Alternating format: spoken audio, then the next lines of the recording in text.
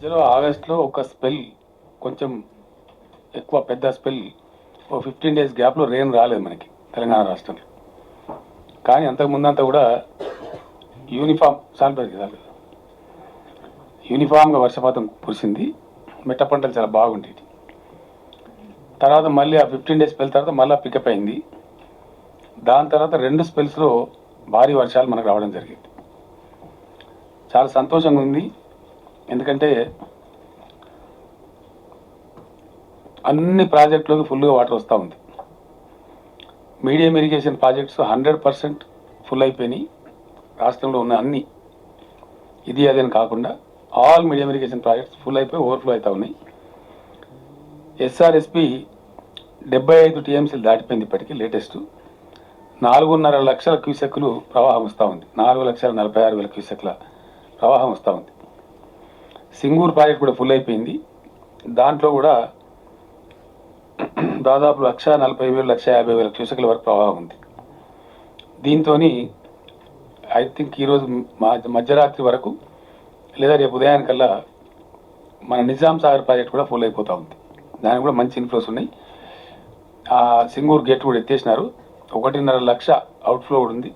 అంటే నిజాం సాగర్ కూడా పూర్తిగా ఈరోజు మధ్యరాత్రికి లేదా రేపు ఉదయానికి నిండిపోయేటువంటి పరిస్థితి.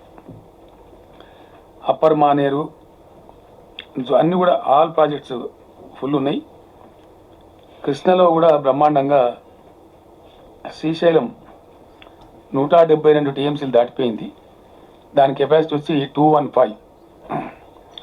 అంటే ఇంచుమించు ఇంకొక 30-33 TMC వచ్చేస్తే 30-40 TMCలు రావాలి. 40 TMCలు వస్తే ఫుల్ అయిపోతుంది. ఇప్పుడు 1,24,000 పైచిల్ క్యూసెక్లు ఇన్ఫ్లో ఉంది. ఇంకా మహాబలేశ్వరంలో కూడా 20 సెంటీమీటర్స్ రెయిన్ఫాల్ అయినట్టు మనకు సమాచారం వచ్చింది. ఆల్మట్టి కూడా బాగా ఇన్ఫ్లోస్ పెరుగుతున్నాయని సమాచారం వచ్చింది. ఆల్మట్టి నారాయణపూర్ డ్యాములు కూడా బాగా నిండుకుండలాగా ఉన్నాయి. పైన ఎంత వర్షం కురిసినా మనకే వచ్చేటువంటి పరిస్థితి ఉంది. కాబట్టి it's a very good sign. అది కూడా నిండుతుంది. శ్రీశైలం తప్పకుండా ఓవర్ఫ్లో అవుతుంది. నిండకుండా మిగిలి ఉండే ఏకైక ప్రాజెక్ట్ మనకి ఇప్పుడు ప్రస్తుతానికి నాగార్జున సాగర్ ఒకటే ఒక ప్రాజెక్ట్. మిగిలిన అన్ని సిస్టమ్స్ అంటే including SRSP everything is full.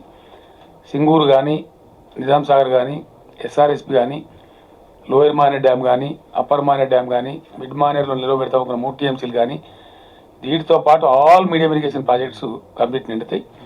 Nagarjuna Sagar ఒకటే నిండాల్సిన అవసరం ఉంటుంది. శ్రీశైలం నిండిన తర్వాత దానికి ఎట్లు కూడా ఎత్తేస్తారు. కాబట్టి అది భవిష్యత్తులో ఈ 5-6 రోజుల వర్షాలు ఉంటాయనే ఫోకస్లో దాంట్లో కూడా గణనీయంగా నీళ్ళు వచ్చేటువంటి అవకాశం మనకు ఉంటుంది. అది కూడా నిండాలని భగవంతుని ప్రార్థిస్తాం. అదేవిధంగా 46,000 చెరువులకు గాను 25,000 పైచిలుకు చెరువులు అలుగు పోస్తూ ఉన్నాయి. అంటే మత్తడి దుంకుతున్నాయి. 19 ఇవి కాకుండా మిగతా 19,000 చెరువులు ఆల్మోస్ట్ 80% 90% ఆ పద్ధతిలో నిండి ఉన్నాయి.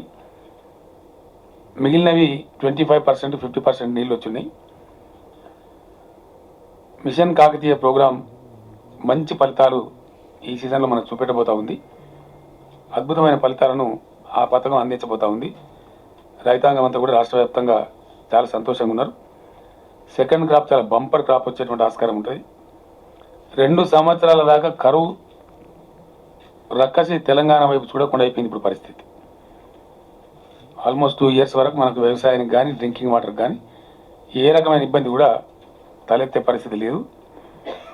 చాలా స్వల్పంగా డ్యామేజ్ జరిగింది. ఇప్పటికీ పంటలు పెద్దగా వాషాప్ అయిన పరిస్థితి ఎక్కడ లేదు. కొన్ని చోట్ల పంటలలో నీళ్లు కమ్ముకొని ఉన్నాయి. తక్కువ ప్రాంతంలో కొట్టుకపోయినట్టు కానీ వాషాప్ అయినట్టు కానీ ఇక్కడ లేదు. ఇప్పటి వరకు రిపోర్ట్స్ లేవు. చెరువు కట్టలు చాలా తక్కువ 71 మాత్రమే తెగినాయి.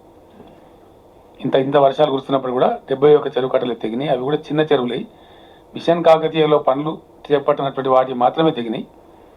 మిషన్ కాకతీయలో అయింది కాబట్టి మేజర్ చెరువులు ఏవి తెగలేదు. పంచాయతీరాజ్ రోడ్లు ఒక 400-500 చోట్ల కొట్టుకొని పోయినాయి. గ్రామీణ రోడ్లు కాబట్టి వాటిని అటెండ్ చేస్తూ ఉన్నారు, డైవర్ట్ చేస్తూ ఉన్నారు. ఒక 60-70 ప్లేస్లలో 56 ప్లేస్లు అనుకుంటా R&B వాళ్ళ రోడ్లు కూడా రోడ్ల మీద నుంచి నీరు పారటం కానీ ఓవర్ఫ్లో కావటం కానీ కొంచెం దెబ్బతింటం కానీ ఒక 7-8 చోట్ల నేషనల్ హైవేస్ మీద నుంచి కూడా నీళ్ళు పొర్లి పారుతున్నాయి. కొన్ని చోట్ల వదలకూడదు అనుకున్న చోట్ల డైవర్ట్ చేస్తున్నారు, ప్రమాదం ఉన్నది అనుకున్న చోట ట్రాఫిక్ను. మిగతా చోట్ల మామూలుగా నడుపుతూ ఉన్నారు, పెద్ద ఇబ్బంది లేదు, కొంచెం స్లో పేస్లో పోతూ ఉంది. ఇది ఓవరాల్గా మనకు వచ్చినటువంటి పరిస్థితి. దీని మీద ఇప్పుడు సమీక్ష చేసినాం. ఎందుకంటే ఒక ప్రమాదం వచ్చేది ఏముంటుందంటే మనకు 4.5 లక్షల క్యూసెక్లు వస్తూ ఉంది. మరాఠవాడలో విపరీతంగా వర్షాలు పడతా ఉంది. మహారాష్ట్రలో జైక్వాడ్ ఇంకా నిండలేదు, కానీ డౌన్ బిలో జైక్వాడ్ భయంకరమైన వర్షాలు కురుస్తూ ఉన్నాయి. మనకు రిపోర్ట్స్ అంతా ఉన్నాయి. దానివల్ల ఏంటంటే గోదావరి వరద వచ్చే ప్రమాదం ఉంటుంది. ఈ 5 జిల్లాల కలెక్టర్లను కూడా అప్రమత్తం చేయమని ఇప్పుడు ఆదేశాలు ఇచ్చాం. ఇందాక రివ్యూ మీటింగ్లో పోలీస్ అధికారులను, జిల్లా రెవెన్యూ యంత్రాంగాలను అప్రమత్తం చేయమని. తెలంగాణ రాష్ట్ర వ్యాప్తంగా కూడా ఏ ఆఫీసర్ కూడా సెలవు మంజూరు చేయవద్దని కూడా ఆదేశాలు ఇవ్వడం జరిగింది. No officer should go on leave for the next 1 week. అంటే వాళ్ళకి ఎమర్జెన్సీ ఉంటుంది తప్ప, వ్యక్తిగతమైన చాలా తీవ్రమైన ఇబ్బంది ఉంటే తప్ప అధికారులకు సెలవు కూడా ఇవ్వద్దని చెప్పడం జరిగింది. ఆర్మీతో కూడా మాట్లాడిన వాళ్ళు కూడా సంసిద్ధంగా ఉన్నారు. ఎమ్మెల్యేలు, ఎమ్మెల్సీలు, ఎంపీలు, మంత్రులంతా కూడా వాళ్ళ జిల్లాలలో వాళ్ళ నియోజకవర్గంలో కేంద్రీకృతమై ఉన్నారు. నేను ఢిల్లీ నుంచే వాళ్ళకి ఆదేశాలు ఇవ్వడం జరిగింది. అందరూ కూడా మానిటర్ చేస్తూ ఉన్నారు. కరెంటుకు పెద్దగా అంతరాయం ఇక్కడ రాలేదు ఇప్పటికీ. రాష్ట్ర వ్యాప్తంగా ప్రాణ నష్టం కూడా అంత భయంకరంగా జరిగినటువంటి పరిస్థితులు లేవు. ఒక 5-6 వ్యక్తులు చనిపోయినట్టుగా సమాచారం వచ్చింది. అంతకు మించి ప్రాణ నష్టం కూడా అంత పెద్దగా లేదు. నిన్ననే నేను ఢిల్లీలో నేను చీఫ్ సెక్రటరీ గారి దగ్గర కలిసి ఉన్నాం. అక్కడి నుంచే సిఎస్ గారు ఆదేశాలు ఇవ్వడం జరిగింది. ఈ వరద నష్టాలు మీద ఇంకా నెక్స్ట్ 2-3 డేస్ కూడా చూసుకొని కేంద్రానికి ఒక నివేదిక కూడా పంపించబోతా ఉన్నాం. కొంత సహాయాన్ని కూడా కేంద్రం నుంచి కోరుతాం, ఈ రోడ్ డ్యామేజెస్ కానీ ఇంకోటి కానీ. ఇది ముందు జాగ్రత్త చర్యలుగా వైద్య ఆరోగ్య శాఖను కూడా ఒక 200 టీములు కాన్స్టిట్యూట్ చేయమని చెప్పాం. వాళ్ళు తయారు చేసినారు. అదేవిధంగా మిషన్ భగీరథ, ఆర్డబ్ల్యూకి సంబంధించిన వాళ్ళు ఈ అంటువ్యాధులు ప్రబలకుండా తగిన చర్యలు వాళ్ళు తీసుకుంటున్నారు. ఇక్కడ హెచ్ఎండబ్ల్యూఎస్ వీళ్ళు కూడా చర్యలు తీసుకుంటా ఉన్నారు. ఇవన్నీ కూడా జరుగుతూ ఉన్నాయి. అన్ని జిల్లాలలో కూడా ఇప్పటి నుంచి కంట్రోల్ రూమ్లపై ఏర్పాటు చేయమని చెప్పాం. అన్ని శాఖలు కూడా బాగా అలర్ట్గా ఉన్నారు. మనకు ఎటువంటి పరిస్థితి ఏదైనా ఎదుర్కొనేటువంటి పరిస్థితి సంపూర్ణంగా ఉంది. అయితే హైదరాబాదు సిటీలో కొంచెం భిన్నమైన పరిస్థితి ఉంది. హైదరాబాద్ సిటీకి సంబంధించి సెప్టెంబర్ మాసంలో యావరేజ్ రెయిన్ఫాల్ హైదరాబాద్లో 84 మిల్లీమీటర్స్ ఉండాలి. అట్లాంటిది 462 మిల్లీమీటర్లు కురిసింది. ఇది 1908 తర్వాత అత్యధికంగా కురిసిన వర్షపాతం. ఆల్మోస్ట్ ఒక సెంచరీ తర్వాత అనుకోని అన్సీన్ వర్షపాతం పడ్డది. 448% ఎక్సెస్ రెయిన్ పడ్డది మామూలు కురవాల్సిన దానికంటే. మిల్లీమీటర్స్లోకి వస్తేనేమో 380 మిల్లీమీటర్లు అధికము, అంటే 84కు బదులు 462 పడ్డది. That comes to 380 millimetres more rain.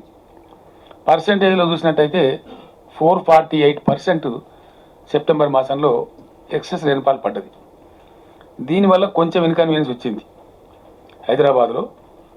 ఇంత అసాధారణమైన వర్షపాతం వచ్చినప్పుడు న్యాచురల్లీ వస్తాయి. మనం చూసాం, చెన్నై చూసినాం, ముంబై చూసినాం. క్లౌడ్ బర్స్ట్ లాంటి సిచ్యువేషన్ వస్తే ఓవర్ అండ్ అబోవ్ ఎక్స్పెక్టేషన్ కంటే ఎక్కువ రెయిన్ఫాల్ ఉన్నప్పుడు వచ్చేటువంటి బాధలే హైదరాబాద్లో వచ్చినాయి. అంత మించి పెద్ద భయంకరమైన సమస్యలు రాలేదు. హైదరాబాద్ ప్రజాప్రతినిధులకు, హైదరాబాద్ మంత్రులకు, మున్సిపల్ మంత్రి గారికి నేను అభినందిస్తా ఉన్నా. ఎందుకంటే వాళ్ళు పాపం రాత్రి 3 గంటల వరకు చాలా అలర్ట్గా ఉండి అన్ని ప్రాంతాలు కూడా పర్యటిస్తూ చాలా గట్టి చర్యలు తీసుకున్నారు. తక్కువ నష్టం పోయింది. మీడియాతో నా విజ్ఞప్తి ఏంటంటే దయచేసి కొంచెం ఎక్సైజ్ చూపెడతా ఉన్నారు, అది మానుకోమని చెప్తా ఉన్నాను నేను. మనం బాధ్యత గల వాళ్ళం. ఎందుకంటే మన రాష్ట్రం యొక్క, మన నగరం యొక్క ఇమేజ్ మనం దెబ్బతీసుకోవడం